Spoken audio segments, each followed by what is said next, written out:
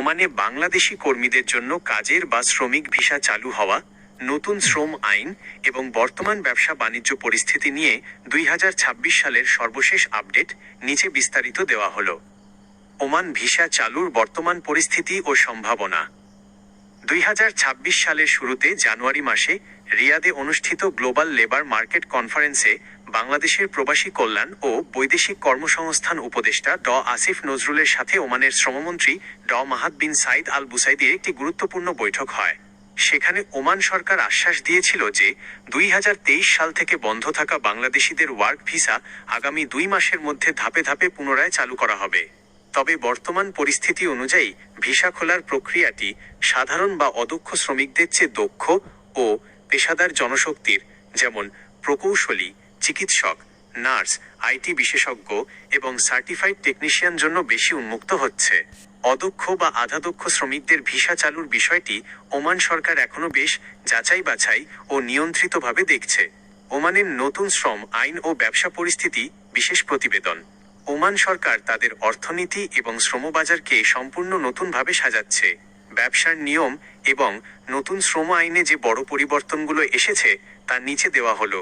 ওমানাইজেশন, ওমানিসেশন বা স্থানীয়করণ। ওমান সরকার নতুন একটি নীতি কার্যকর করেছে, যার ফলে 200টিরও বেশি পেশায় বিদেশি বা প্রবাসী শ্রমিকদের কাজ করা সম্পূর্ণ নিষিদ্ধ করা হয়েছে।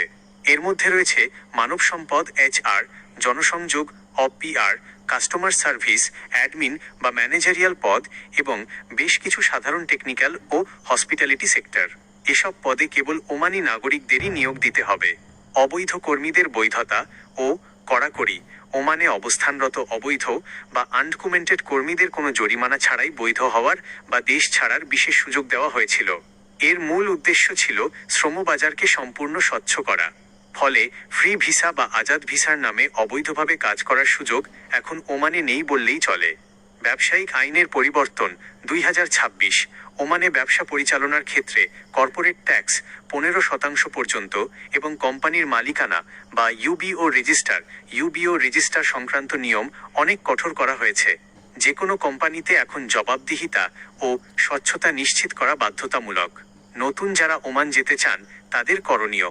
আপনি যদি নতুন কর্মী হিসেবে ওমানে যাওয়ার পরিকল্পনা করে থাকেন তবে বর্তমান পরিস্থিতির প্রেক্ষিতে কিছু বিষয়ে অবশ্যই সতর্ক হতে হবে।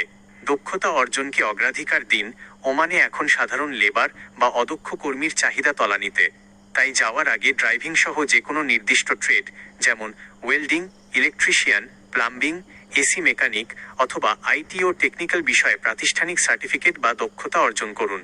ভাষা ও আইন জানুন। ওমানে যাওয়ার আগে আরবি বা ইংরেজি ভাষার প্রাথমিক জ্ঞান এবং ওমানের নতুন শ্রম আইন সম্পর্কে ধারণা নেওয়া বাধ্যতামূলক করা হচ্ছে। সরকারি বা নিবন্ধিত TTC থেকে প্রাক বহির্গমন প্রশিক্ষণটি গুরুত্ব দিয়ে সম্পন্ন করুন। আজাদ বা ফ্রি ভিসার প্রতারণা থেকে দূরে থাকুন। দয়া করে ওমানে কোনো ফ্রি ভিসা বা আজাদ ভিসা কিনে যাওয়ার ভুল করবেন না। নতুন আইনে নির্দিষ্ট স্পন্সর বা কোম্পানি ছাড়া অন্য কোথাও কাজ করা আইনত দণ্ডনীয় অপরাধ এবং ধরা পড়লে সরাসরি জেল বা ডিপোর্ট, দেশে ফেরত হতে হবে। বৈধ এজেন্সির মাধ্যমে যাচাই। যে কোনো ভিসার অফার পেলে তা প্রবাসী কল্যাণ মন্ত্রণালয় বা ওমানের বাংলাদেশ দূতাবাসের মাধ্যমে সরকারিভাবে যাচাই করে নিন।